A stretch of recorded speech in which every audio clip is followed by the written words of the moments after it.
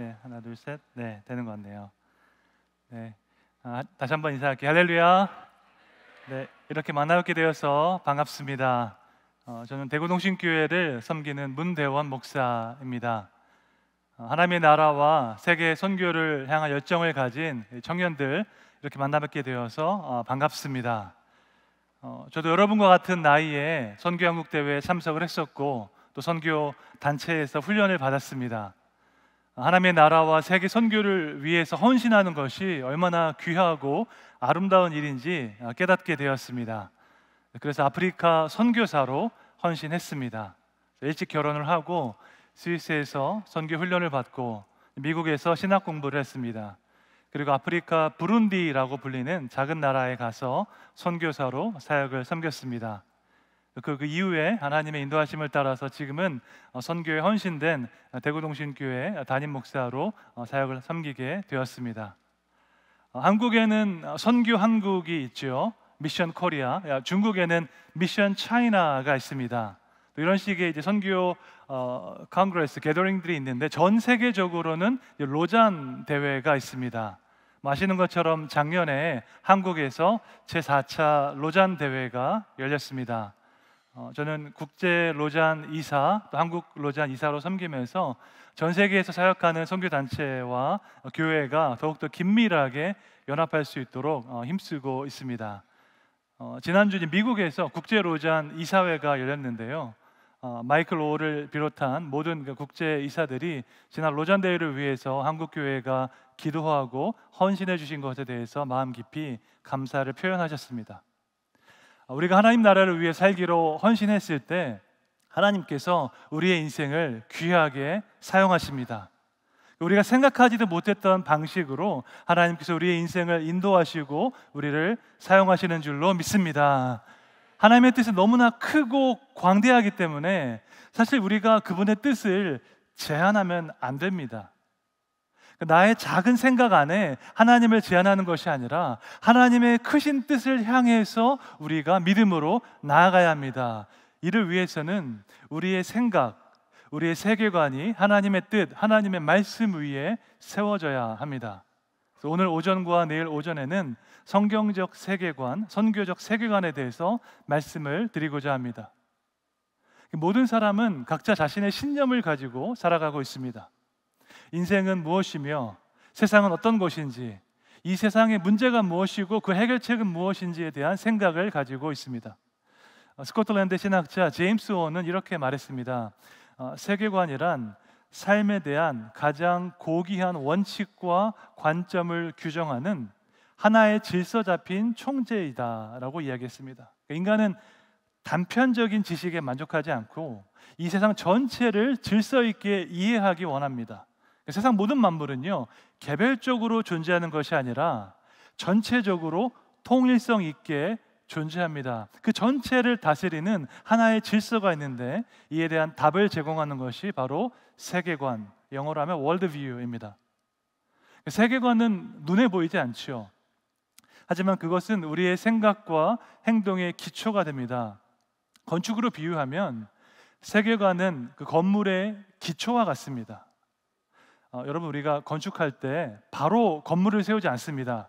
땅을 파고 기초 공사를 합니다. 큰 건물일수록 기초 공사에 시간이 오래 걸립니다. 기초가 튼튼해야지 제대로 된 건물을 세울 수 있기 때문입니다. 마찬가지로 우리 인생의 기초도 여러분 튼튼해야 합니다.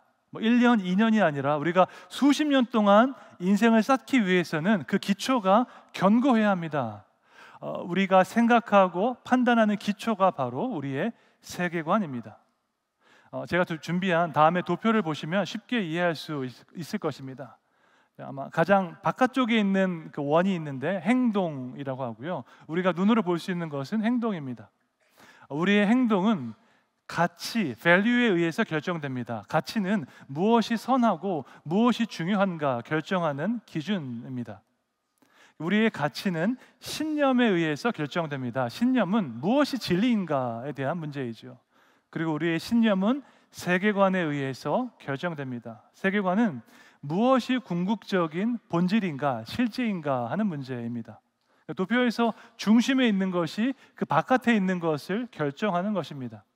그러니까 우리의 세계관이 우리의 신념을 결정하고 우리의 신념이 가치를 결정합니다. 그리고 우리의 가치가 맨 바깥에 있는 행동을 결정합니다. 그러므로 우리의 행동을 결정하는 것은 결국 우리의 세계관입니다. 우리가 세상을 어떻게 바라보고 어떻게 인식하는지에 따라서 우리의 행동을 결정하는 것입니다. 그러니까 우리가 어떤 세계관을 가지고 있는지는 아주 중요한 일입니다. 그런데 내가 어떤 세계관을 가지고 있는지 스스로 인식하는 것은 어려운 일입니다. 수십 년에 걸쳐서 형성되었기 때문에 내 안에 완벽하게 나의 세계관은 빌트인 되어 있습니다. 마치 오랫동안 안경 쓴 사람은 안경이 너무나 자연스러워서 몸의 일부와도 같습니다. 마찬가지로 내 세계관은 나에게 너무나 익숙해서 그것이 무엇인지 인식하기가 어렵습니다. 가장 바깥에 있는 행동만 바꾸는 것에는 한계가 있습니다. 가장 중심에 있는 세계관이 변화될 때 그때 진정한 의미의 변화가 나타납니다. 함께 읽은 본문 말씀은요, 사도 바울의 아테네 설교입니다. 그리스 철학의 중심지에서 바울이 복음을 증거하고 있습니다. 네, 도표를 내려주셔도 될 것 같아요. 복음을 증거하는 것은 하나님의 구원을 선포하는 것과 동시에 그것을 변증하는 것입니다. 하나님께서 인간에게 이성을 주셨기 때문에 성경의 진리는 합리적이고 논리적입니다. 성경은 아무것도 생각하지 말고 무조건 믿으라고 강요하지 않습니다. 성경에 있는 진리를 곰곰이 생각해보고 논리적으로 성찰하라고 말씀하고 있습니다.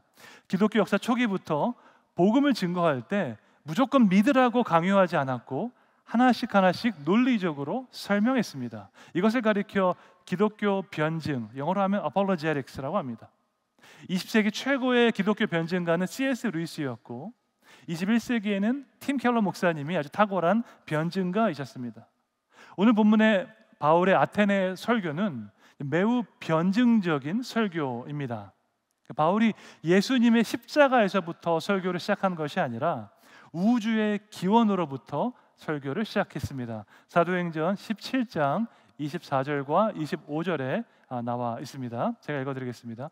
우주와 그 가운데 있는 만물을 지으신 하나님께서는 천지의 주제시니 손으로 지은 전에 계시지 아니하시고 또 무엇이 부족한 것처럼 사람의 손으로 섬김을 받으시는 것이 아니니 이는 만민에게 생명과 호흡과 만물을 친히 주시는 이심이라 고백하고 있습니다. 바울은 예수님의 십자가를 말하기 이전에 하나님의 창조를 먼저 언급하고 있습니다. 우주를 창조하시고 모든 인간에게 생명을 주신 분은 하나님이라고 선포하고 있습니다. 당시 이제 아테네에서 유행하던 철학이 스토아 철학이었습니다. 스토아 철학자들에 따르면 인간의 이성을 잘 훈련하면 이 우주를 관통하는 신적인 원리를 깨달을 수 있다고 주장했습니다. 그들은 금욕과 성찰을 통해서 온 우주를 관통하는 그 원리를 깨닫기 원했습니다. 우주를 다스리는 것은 영원히 변하지 않는 그 원리라고 믿었기 때문입니다. 하지만 바울은 이 철학을 정면으로 반박하고 있습니다. 우주를 다스리는 것은 비인격적인 원리가 아니라 인격적인 하나님이라고 선포하고 있습니다. 인격적인 하나님께서 우주를 창조하셨고 인간에게 생명을 주셨다라고 말씀하고 있습니다. 그러니까 우주의 기원을 선포함으로써 바울은 인생의 의미를 역설하고 있는 것입니다. 이 세상은 우연히 생겨난 것이 아니라 인격적인 하나님께서 분명한 목적을 가지고 만드셨다는 것입니다. 이것을 깨달을 때 우리는 인생의 의미를 말할 수 있게 되는 것입니다. 영국의 신학자 레슬리 리비기는 중요한 질문을 했습니다. 이런 질문을 했거든요. 인간의 삶을 어떻게 이해하느냐는 인간의 이야기를 어떻게 이해하느냐에 달려있다. 우리의 삶을 설명해주는 참된 이야기는 무엇일까라고 질문했습니다.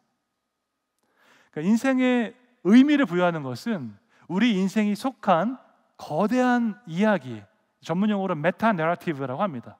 우리가 어떤 사건을 이해하기 위해서는 그 사건 자체만 보면 안 되고 그 사건이 속한 큰 이야기를 우리가 이해해야 합니다. 예를 들어서 비가 온다라는 것만으로는요 이 문장의 의미를 말할 수가 없습니다. 오랫동안 기다려온 소풍날 비가 온다면 이것은 슬픈 일이겠죠. 하지만 가뭄에 시달리는 아프리카의 비가 온다면 그것은 기쁜 일입니다. 3년 6개월 동안 비가 내리지 않았던 이스라엘의 비가 온다면 그것은 하나님의 능력을 나타내는 일입니다. 이와 같이 어떤 사건의 의미를 말해주는 것은 그것이 속한 큰 이야기입니다. 우리 인생이 속한 그 거대한 이야기를 알아야지 우리 인생의 의미를 말할 수 있는 것입니다. 성경은 단지 종교적인 의식과 율법에 관한 책이 아닙니다. 성경은 이 세상에 대한 진정한 이야기입니다. 성경 이야기는 만물이 창조되는 것에서 시작해서 만물이 새롭게 되는 것으로 끝납니다. 우리 인생의 의미는 이 거대한 이야기 안에서 그 자리를 찾아가는 것입니다. 여러분, 인간과 동물 사이에는 큰 차이가 있습니다. 진화론자들은 인간을 동물 중에 하나라고 주장합니다. 동물이 진화해서 인간이 되었으니까 동물이나 인간이나 다 똑같다고 주장합니다. 하지만 창조론자들은 인간과 동물은 완전히 다른 존재라고 믿습니다. 동물에게는 없고 인간에게만 있는 능력이 여러 가지가 있습니다. 대표적으로 도덕 의식과 언어 능력이 있습니다. 여러분, 어떤 동물도 인간이 가진 도덕 의식, 선과 악을 태생적으로 알고 있는 그 능력이 없고요, 언어 능력을 가지고 있지 않습니다. 근데 인간과 동물의 또 다른 중요한 차이가 있는데, 동물은 본능을 따라 살아가죠. 동물은 그냥 먹고 싶으면 먹고 자고 싶으면 잡니다. 하지만 인간은 의미를 추구합니다. 인간은 본능대로 살아가지 않습니다.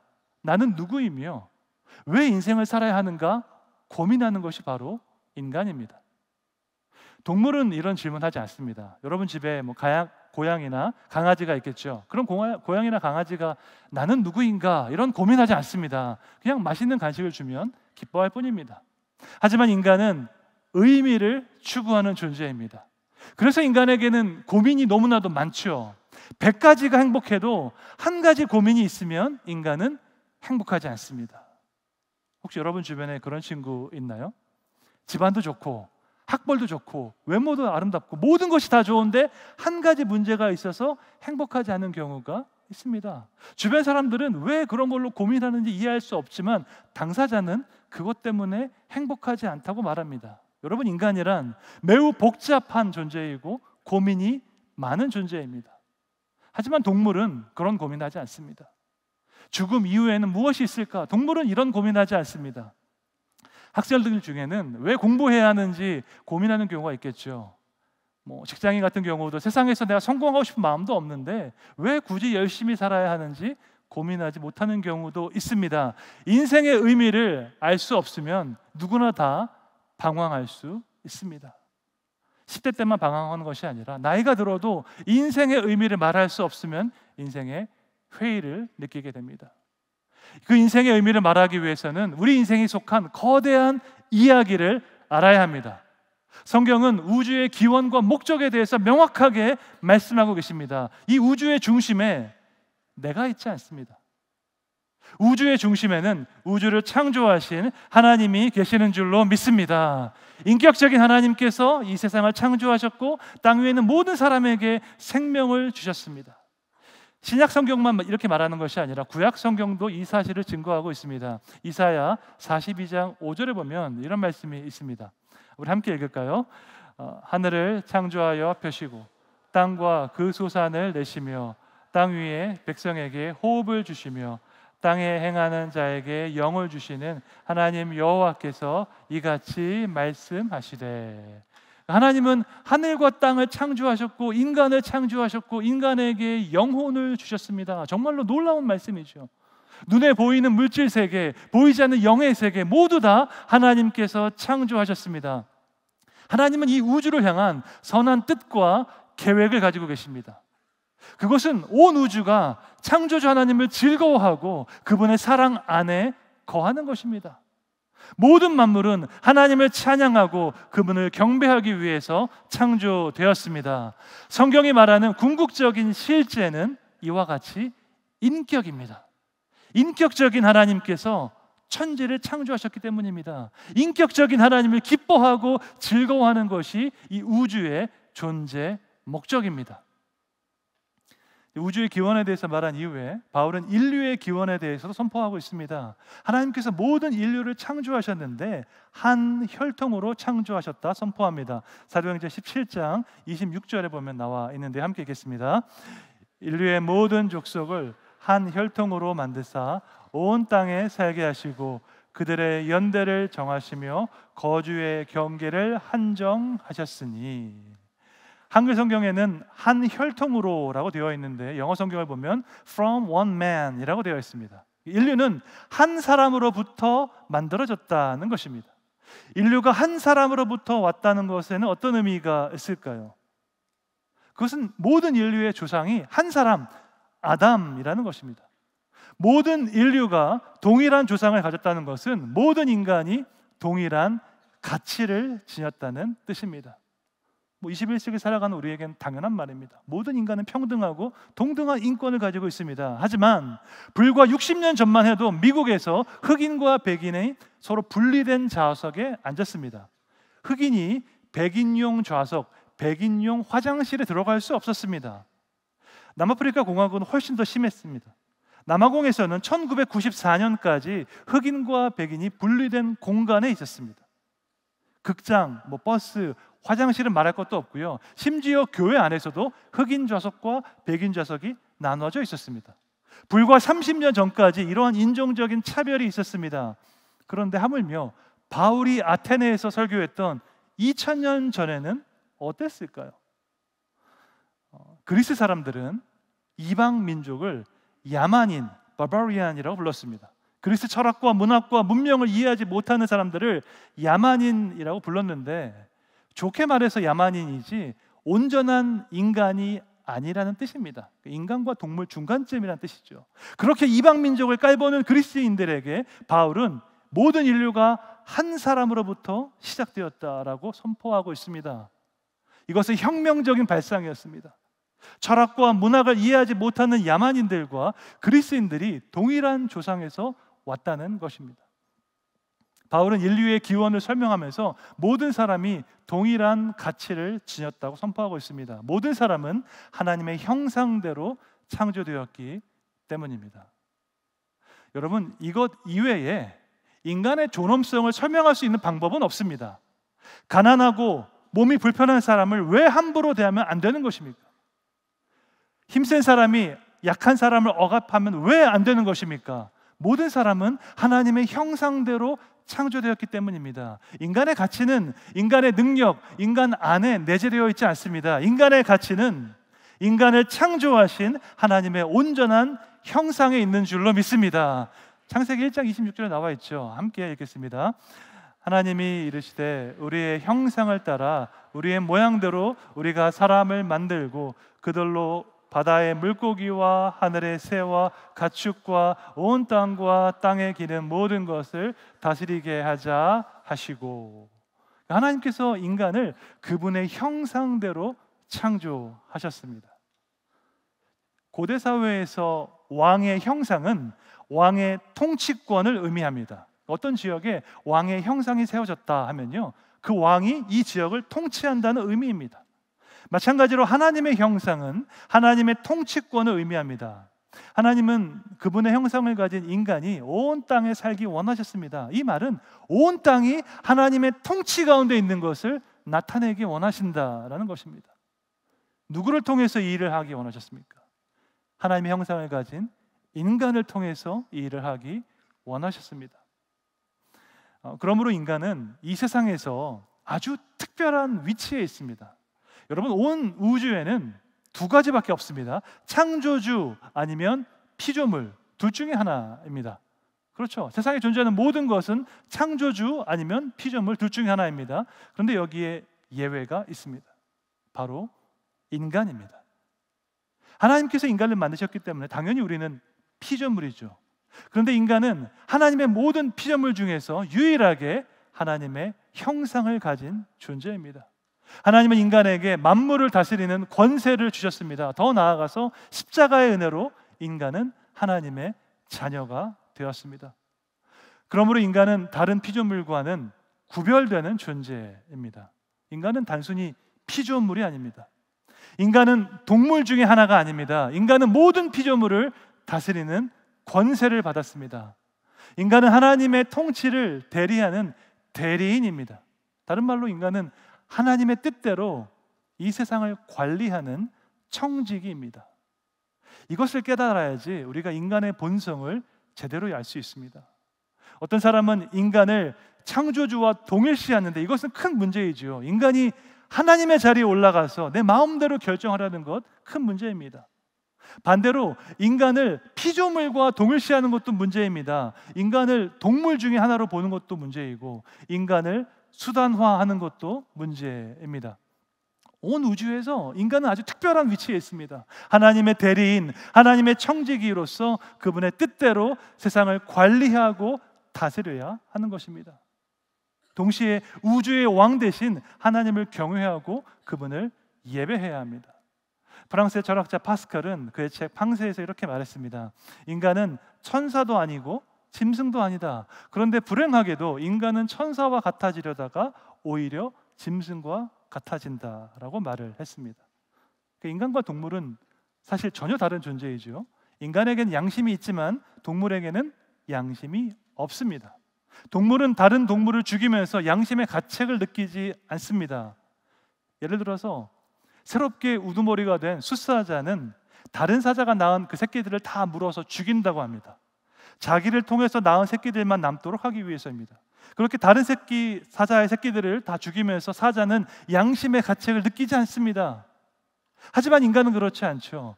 인간은 다른 인간을 마음대로 죽이지 않습니다. 인간에게는 도덕 의식과 양심이 있기 때문에 정상적인 사람은 다른 사람을 죽일 수 없습니다. 다른 사람을 죽이는 것은 우리 사회의 가장 흉악한 범죄입니다. 그런데 타락한 인간은 인간성을 잃고 짐승과 같아지기도 합니다. 짐승이 짐승을 죽이는 것처럼 인간도 인간을 죽이게 되었습니다. 나를 해코지한 사람에게 복수하기 위해서 사람을 죽이는 경우가 있습니다.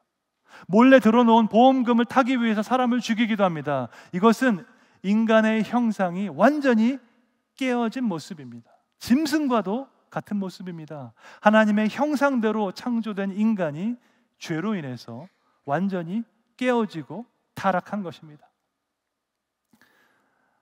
성경은 인간이 어떻게 타락했는지 아주 분명하게 증거하고 있습니다.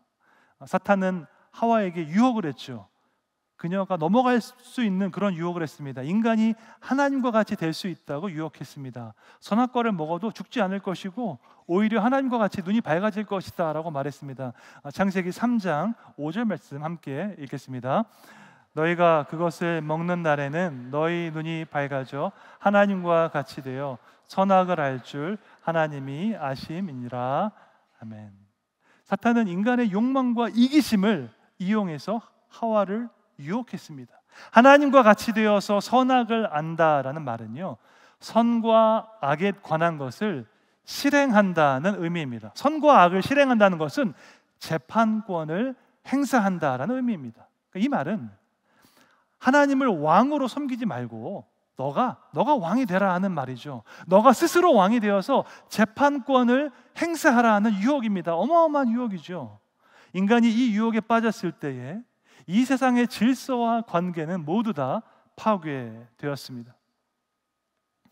영어 단어 중에서 autonomous라는 단어가 있습니다. 그 뜻은 자율적인이란 뜻인데요. 이 단어는 자아를 뜻하는 헬라어 아우토스와 법을 뜻하는 헬라어 노모스의 합성어입니다. 한마디로 자율성이란 하나님의 법을 따르기보다 내가 스스로 법을 정하는 주체가 되는 것입니다. 여러분 생각해 보십시오. 내가 법을 정하면 좋을까요? 안 좋을까요? 예를 들어서 시내에서 몇 킬로미터로 운전할지 내가 정하면 어떨까요? 운전 못한 사람은 좀 천천히 가고 나는 운전 잘하니까 시내에서 100km로 가겠다라고 하면 어떨까요? 이번 달에 세금 얼마 낼지 내가 정하면 어떨까요? 사업이 좀 잘 된 날에는 세금 내고 이번 달에는 그렇지 않으니까 세금을 안 내면 어떨까요? 이런 식으로 하면 이 사회는 마비될 것입니다. 각 개인이 법을 정하는 주체가 되면 사회는 작동할 수 없습니다. 자기 마음대로 법을 정할 수 있다고 생각하면요, 이 사회는 극도로 혼란스러워집니다. 지금 이 시대가 혼란스러운 이유가 여기에 있습니다. 포스트 모던 사회는 절대 진리와 절대 규범을 부정합니다. 모든 가치는 상대적입니다. 당신은 당신이 좋은 대로 하고 나는 내가 좋은 대로 하겠습니다. 그러니까 제발 당신의 기준을 나에게 강요하지 마세요라고 이야기합니다. 이러한 시대에 동성애 문제가 대두된 것도 우연이 아닙니다. 여러분, 동성애는 지난 3,000년 동안 계속해서 있었던 문제였습니다. 그런데 왜 하필 이 문제가 최근 20년 사이에 대두되었을까요? 과거에는 모두가 다 동의하는 사회 규범이 있었습니다. 잘못된 행동을 하면 부끄러운 마음이 있었습니다. 예를 들어서 무언가를 훔치면서 당당하게 훔치는 경우는 없었습니다. 하지만 포스트 모던 사회에서는 이 사회 규범을 부정하기 시작했습니다. 우리 인생이 속한 거대한 이야기, 메타 내러티브 자체를 부정하기 시작했습니다. 무엇이 옳고 그른지 사회가 정할 수 없고 내가 정하겠다는 것입니다. 나의 성별이 무엇인지 사회가 정할 수 없고 내가 정하겠다는 것입니다. 성경에도 이런 시대가 있었습니다. 각자 자기 좋은 대로 살아갔던 시대가 있었습니다. 바로 사사시대였습니다. 사사기 21장 25절 말씀 함께 읽겠습니다. 그때에 이스라엘에 왕이 없으므로 사람이 각기 자기 소견에 옳은 대로 행하였더라. 아멘. 사사시대는 이스라엘의 암흑기였습니다. 하나님께서 약속하신 약속의 땅 가나안에 들어갔지만 그들의 삶은 결코 평화롭지 못했습니다. 샬롬의 땅, 평화의 땅에 들어갔지만 정작 그들의 삶은 엔샬롬, 평화가 없는 모습이었습니다. 성경은 그 이유를 분명하게 말씀하고 있습니다. 그들이 하나님을 왕으로 따르지 않고 각자 자기의 소견에 옳은 대로 행하였기 때문입니다. 왕이 없고 규범이 없고 진리가 없는 시대가 어떤 모습인지 궁금하면 사사기를 읽어보면 됩니다. 시간이 흐를수록 영적으로 타락해가는 모습이 사사기에 잘 나타나 있습니다. 인간은 자유를 원하지만 여러분, 진정한 자유는 하나님의 뜻, 하나님의 말씀 안에 있습니다. 자유를 추구하면서 하나님의 뜻을 떠나게 되면 우리는 그 자유를 잃어버리게 되고 또다시 무언가의 노예가 됩니다. 돈의 노예가 되고 성공의 노예가 되고 정욕의 노예가 됩니다. 어떤 신학자는 이것을 자유와 섬김의 방정식이라는 개념으로 설명했습니다. 첫째로 자유는 없고 섬김만 있는 상태가 있습니다. 정치적인 노예 상태이죠. 애굽에서 종으로 살았던 이스라엘입니다. 둘째로 자유는 있지만 섬김이 없는 상태가 있습니다. 이기심의 노예가 된 상태이죠. 사사시대의 이스라엘입니다. 셋째로 자유도 있고 섬김도 있는 상태가 있습니다. 이것이 바로 예수 그리스도의 섬김의 모델입니다. 나에게 있는 자유로 내 유익만 구하는 사람은 결국 이기심의 노예가 됩니다. 나를 위해서 돈을 쓰고 정욕을 따라가도 결코 만족할 수 없는 상태에 이르게 됩니다. 왜냐하면 자유는 있지만 하나님을 향한, 이웃을 향한 섬김은 없기 때문입니다. 여러분, 죄의 핵심은 하나님의 자리에 올라가려는 것입니다. 나의 어떤 피조물로서의 주어진 자리를 탈피해서 하나님의 자리에 올라가겠다는 것입니다. 사탄이 하와에게 하나님의 말씀을 따르지 말고 너가 하나님처럼 되라고 말한 것과 같습니다. 이사야서에 보면 바벨론 왕에 대한 심판의 말씀이 나옵니다. 가장 화려하고 가장 영광스러운 왕이 어디까지 교만해질 수 있는지 나와 있습니다. 이사야 14장 13절 14절 함께 읽겠습니다. 내가 내 마음에 이르기를 내가 하늘에 올라 하나님의 뭇별 위에 내 자리를 높이리라. 내가 북극 지폐의 산 위에 앉으리라. 가장 높은 구름에 올라가 지극히 높은 이와 같아지리라 하는도다. 아멘. 가장 높은 곳에 올라가서 지극히 높은 이와 같아지리라 라고 말하는 것이 바로 죄의 본질입니다. 여러분, 죄는 단지 나쁜 일 하는 것이 아닙니다. 성경이 말하는 죄는 도덕적인 실패가 아닙니다. 착하게 살지 않고 다른 사람 미워하는 것이 죄의 본질은 아닙니다. 죄의 본질은 교만과 반역입니다. 내가 있어야 할 자리를 벗어나서 하나님의 자리에 앉는 것입니다. 내가 가장 높은 곳에 올라가서 지극히 높으신 이와 같아지리라 라고 말하는 것이 바로 죄의 본질입니다. 미국의 신학자 마이클 고인은 이렇게 말했습니다. 죄는 하나님의 사랑과 선하심을 인정하지 않는 배은망덕한 태도이다. 죄는 나에게 제일 좋은 길을 내가 안다는 교만이다. 죄는 자유롭고 노고로운 아버지께 반역하는 것이다. 죄는 하나님의 애정어린 뜻을 등지는 삶이다 라고 말을 했습니다. 죄는 단지 나쁜 일을 하는 것이 아닙니다. 죄는 하나님의 사랑과 선하심을 부정하는 것입니다. 가장 자비롭고 사랑 많으신 아버지께 반역하는 것입니다. 내 인생 내가 알아서 할 테니까 더 이상 간섭하지 말라고 말하는 것입니다. 죄의 본질은 반역, 거역, 배신입니다. 이것은 사랑하는 아버지를 버리고 떠난 탕자의 모습입니다. 수십 년 동안 함께한 신실한 아내를 버리고 창녀와 결혼한 남편의 모습입니다. 여러분, 죄는 실수가 아닙니다. 죄는 의도적인 반역입니다. 하나님의 통치를 거부한 인간은 더 이상 하나님의 나라에 거할 수 없게 되었죠. 타락한 인간은 거룩하신 하나님과 함께 있을 수 없습니다. 그 결과 아담과 하와는 에덴 동산에서 쫓겨나게 되었습니다. 아름다운 동산에서 누리던 완벽한 샬롬을 다 잃어버렸습니다. 물질적인 번영, 영적인 평안, 관계적인 평화 다 잃어버렸습니다. 이것이 바로 지금 우리가 살고 있는 이 시대의 모습입니다. 하나님께 반역하여서 그분을 떠나기로 했을 때 수많은 문제가 발생했죠. 그 중에 가장 큰 문제는 죽음입니다. 여러분, 하나님께서 창조하신 세계, 원래 세계에 죽음은 없었습니다. 죽음은 원래부터 있던 것이 아니라 죄의 결과로 발생한 것입니다. 아담과 하와는 죽음이 없는 세상에서 살았습니다. 그래서 그 후손인 우리에게도 죽음을 거부하는 마음이 있습니다. 죽음은 원래부터 있었던 것이 아니라 어느 날 갑자기 찾아왔기 때문이죠. 고린도전서 15장 21절에 보니까 사망이 한 사람으로 말미암았다라고 말하고 있습니다. 죽음이 한 사람으로 말미암아 찾아왔습니다. 아담의 범죄와 타락으로 인해서 이 세상에 죽음이 찾아왔습니다. 모든 사람은 죽음의 저주 아래 놓이게 되었습니다. 여러분, 죽음은 비정상적입니다. 죽음은 비합리적입니다. 우리 중에서 죽기 위해 태어난 사람은 없습니다. 사랑받기 위해 태어났죠. 죽음은 원래부터 있던 것이 아니라 아담의 결과로 초래된 결과입니다. 죽음에 대해서 제대로 인식한 사람만이 부활의 의미를 알 수 있습니다. 부활은 죽음이라는 문제에 대한 하나님의 해결책이기 때문이죠. 죽음 아래에서 신음하고 절망하는 인간을 향한 하나님의 구원이 바로 부활입니다. 그래서 영국의 기독교 사상가 C.S. 루이스는 이렇게 말했습니다. 좌물쇠를 본 적이 없는 사람에게는 열쇠 자체가 이상하게 보일 것이다 라고 말했습니다. 절묘한 말이죠. 좌물쇠를 본 적이 없는데 열쇠를 보면 어떤 생각일까요? 이상하게 보일 것입니다. 이것이 왜 존재하는지, 무엇을 위해 존재하는지 알 수 없습니다. 마찬가지입니다.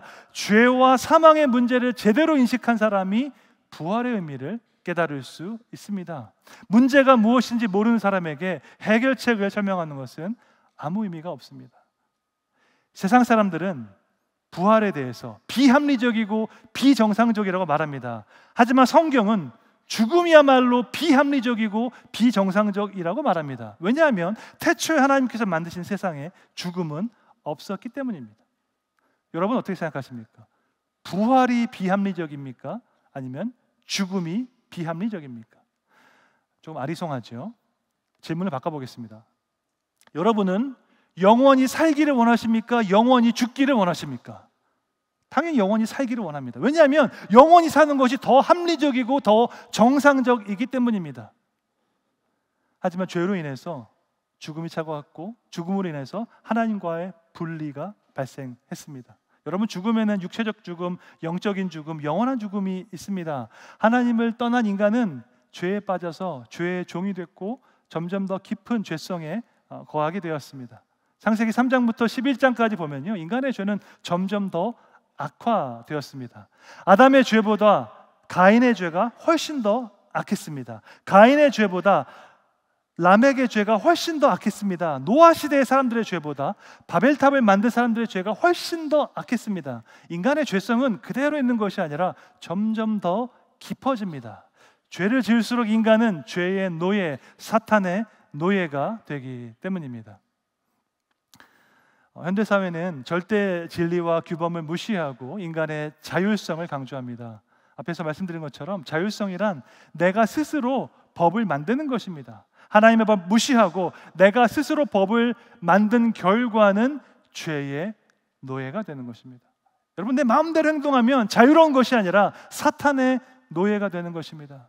그 결과 현대사회는 그 어느 때보다 더 많은 것에 중독되었습니다. 스마트폰 중독, 게임 중독, 쇼핑 중독, 알코올 중독에 빠지게 됩니다.